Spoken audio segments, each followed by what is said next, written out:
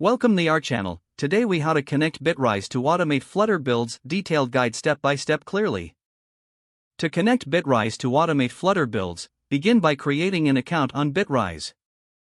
Once you have your account, log into the Bitrise dashboard. Click on the Add New App button to start the setup process.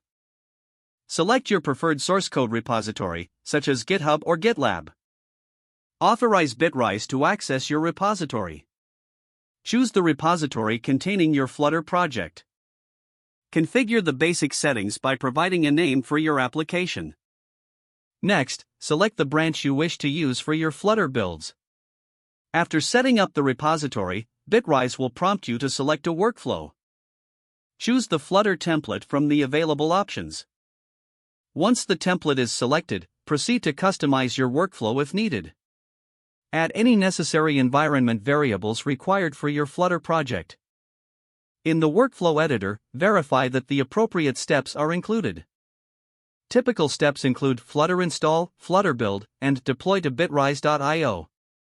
Adjust the order of the steps if necessary to match your build requirements. After making the necessary adjustments, save the workflow changes. Navigate to the Triggers section to set up build triggers. Select the appropriate trigger for your workflow, such as push to branch or pull request. Configure any additional trigger settings based on your project needs. With triggers set up, it's time to test your configuration. Push a change to the branch you defined in the Triggers section. Monitor the build process through the Bitrise dashboard. If the build succeeds, your Bitrise integration is now functional.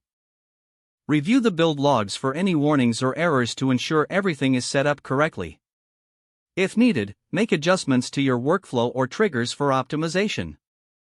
Congratulations, your Flutter project is now automated with Bitrise. If the page does not load, refresh the browser or try again in a private or incognito window. Make sure you are using the correct email address, then retype it carefully to avoid small typos.